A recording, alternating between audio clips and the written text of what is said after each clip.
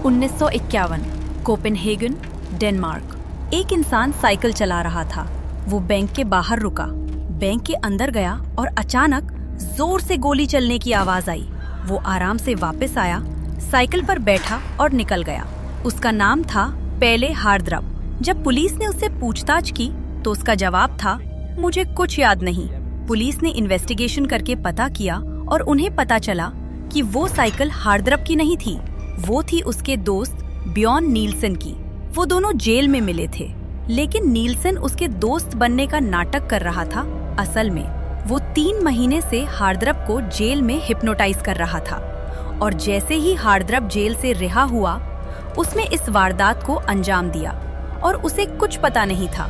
Court ने माना हार्द्रप खुद विक्टिम था उस क्राइम का जो उसने खुद किया, और ये हिस्ट्री का पहला हिप्नोटाइज मर्डर केस बना। तो आज का सबसे बड़ा सवाल, क्या आप भी हिप्नोटाइज हो सकते हैं या आप ऑलरेडी हिप्नोटाइज्ड हैं? आज हम जानेंगे कब, क्यों और कैसे में। आज आप कुछ नया सीख के जाएंगे, तो अंत तक बने रहना।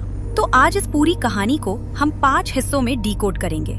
पहले समझेंगे कि हिप्नोसिस असल में होता क्या है और ये कोई जादू क्यों नहीं है।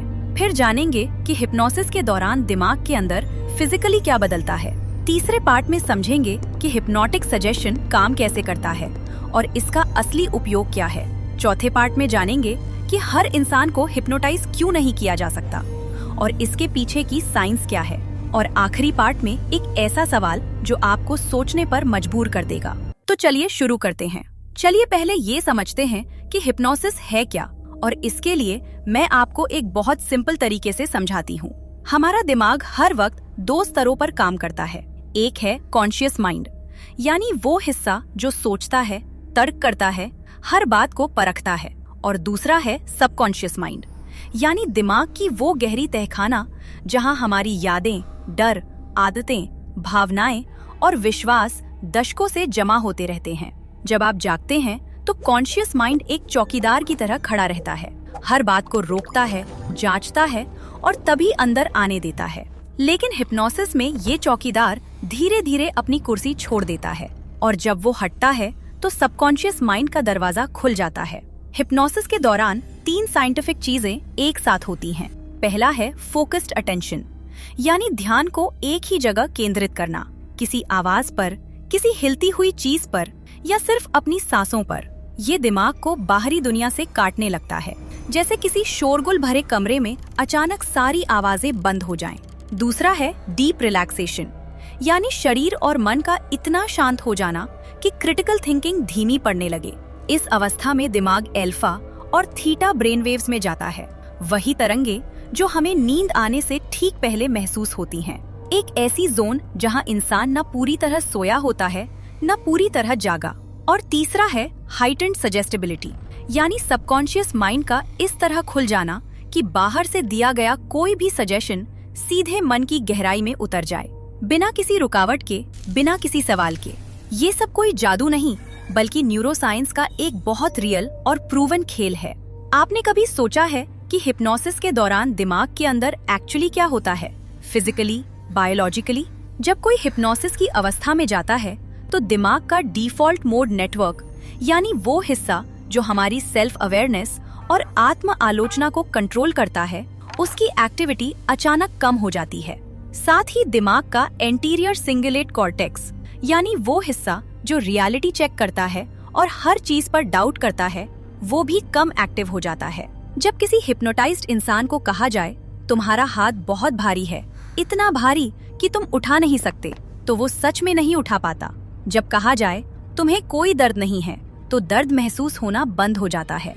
लेकिन यहाँ सबसे जरूरी बात, ये सजेशन हमेशा उसी दिशा में काम करता है जिसे इंसान खुद के अंदर से स्वीकार करना चाहता है। हिप्नोसिस में अपनी मर्जी के खिलाफ कुछ नहीं करता।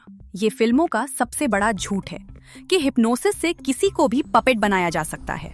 असलियत ये है कि हिप्नोसिस आपको कमजोर नहीं बनाता, बल्कि ये आपको आपके खुद के मन तक पहुंचने का रास्ता देता है। आज दुनिया के बड़े बड़े हॉस्पिटल्स में हिप्नोथेरेपी एक सर्टिफाइड और साइंटिफिकली प्रूवन ट्रीटमेंट है। पुरानी बुरी आदतें छोड़ने के लिए, जैसे स्मोकिंग या इमोशनल ईटिंग, पुराने दर्दनाक अनुभवों को हील करने के लिए, परफॉर्मेंस एंजाइटी और स्टेज फ्राइट को कम करने के लिए और क्रॉनिक पेन को मैनेज करने के लिए।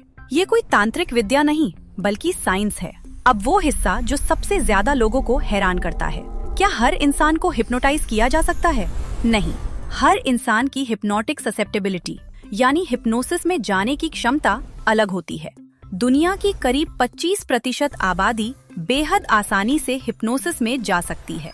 करीब 50% लोग मॉडरेट लेवल पर जा सकते हैं और बाकी 25% लोगों पर हिप्नोसिस का असर बहुत कम या बिल्कुल नहीं होता।